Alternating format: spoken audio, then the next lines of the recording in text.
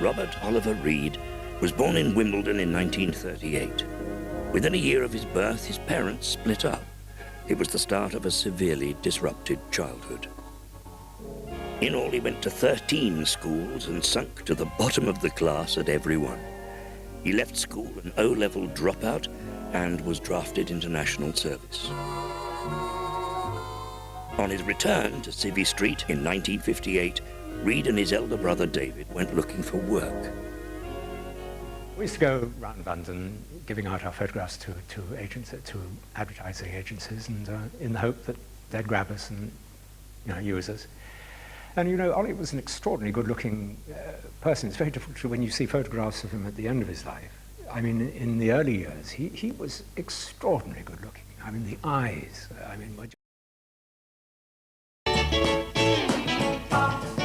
Reed moved into film extra work. Acting was in his blood. His uncle, Sir Carroll Reed, was a famous film director, and his grandfather had founded the drama school RADA. But Reed had no time for formal training. Instead, he used a variation on the casting couch.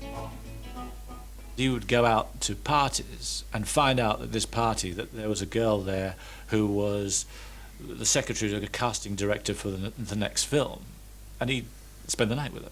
And next day, she'd have a picture of Oliver, and the casting director comes in the next morning, whose picture's at the top of the pile? It's Oliver's. So there was real method there. Reed's first speaking part was in a 1960 comedy thriller.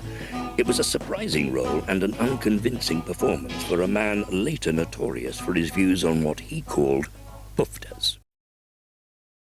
At the beginning of his career, Reed seemed able to keep drinking and work separate.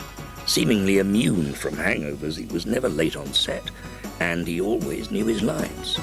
He had this amazing ability. I mean, even on the set, if we were out all night and he was working the next day, he would go up to the sink, get cold water all over his face, look himself in the mirror and says, "How's that for a movie star?" and go down to the set. Nonetheless, it was a drunken incident that nearly ruined his career in 1964.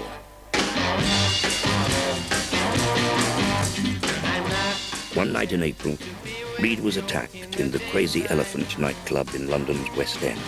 Girl, I want to be with you all of the time. Trouble began when Reed got into a war of words with a group of men at the bar. He ended up telling them to go play with themselves.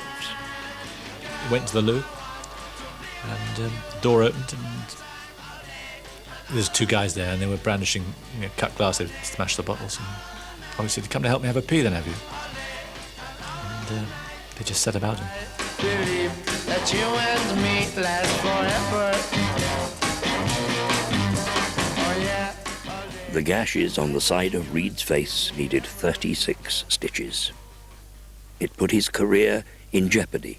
He was turned down for a succession of lead roles.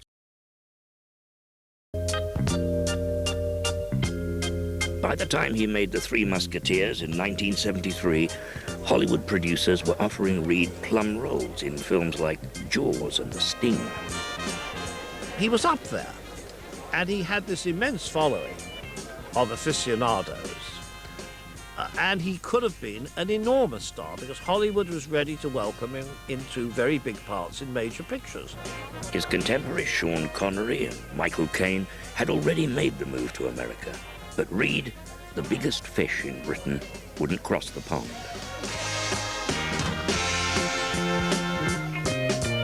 I remember saying to Ollie, "You've got to go to Hollywood." And he didn't want to do it. Why, I don't know. I think he felt he'd kind of done it, to a certain degree.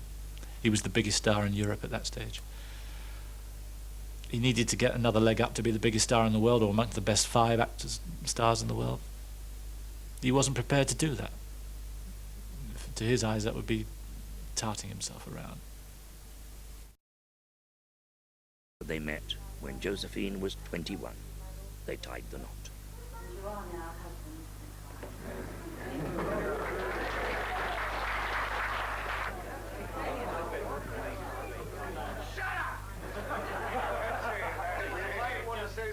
Intelligent.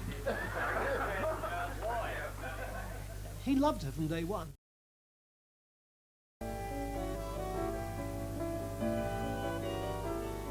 You know, he would just say, you know, if there's anything you need, you know, I'm always here. And he didn't mean financially. He meant, you know, he was always there for a cuddle, or he was always there for some advice. And a lot of people think that maybe he wasn't the best person for advice, but he was, because he was just this honest person who just said, go out there and do it. And there's a wonderful thing he used to say to me, was basically, he used to say, girlie, come out clapping your hands as loudly as possible.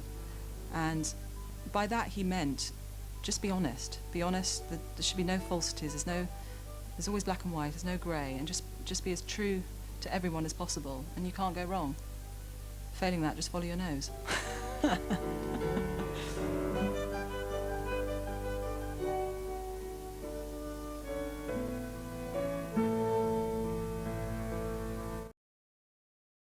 For the last few years, Reed had barely worked when top Hollywood director Ridley Scott called out of the blue. He wanted Reed to come to Malta to play a fading strongman in his new film Gladiator. Reed took the job and, typically, found the most English bar on the island, a pub called, well, The Pub. On Sunday, May the 2nd, he had the day off filming. He was relaxing in the pub with his wife and visiting sailors. Reed was in high spirits. He'd started drinking at 10 and, according to one account, by 2 o'clock he had drunk 12 double shots of rum, 8 bottles of lager, and half a bottle of whiskey. He'd also been arm wrestling. He'd taken on and beaten a number of challenges. But the strain on his heart proved too much. For the first few seconds, Josephine was on the phone, and I thought, and she was crying, and she said, he's gone, I need your help. And I've gone. You know, it took me 4 or 5 seconds to really know that this wasn't another Ollie wind-up, you know, because it wouldn't be beyond even faking his own death, you know, to create that little nudge, that little extra happening. Reed was brought back to Ireland for the funeral. Few celebrities turned up, but thousands of ordinary people came to pay their respects.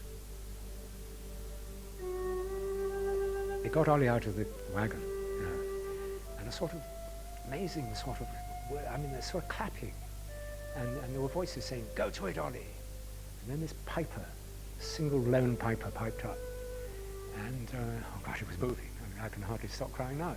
And we all walked in.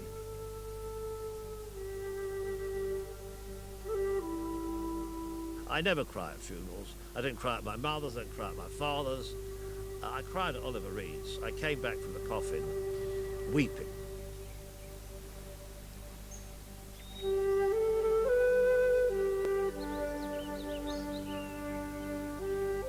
When we first went to look at the graveyard before the funeral had been arranged, the three of us, Josephine, Sarah and myself, walked into the graveyard. It was like, yes, this is the place. It's the right place for him to be buried, in a country he loved, with people he loved and cared about dearly, opposite his local boozer. Just miss all the fun and the banter, and there aren't characters like Oliver emerging any longer. You know, they're not there. There just aren't wild characters like that who'll do anything. They're just not there. Life has got much more boring, and life will be more boring without Oliver. No doubt about it.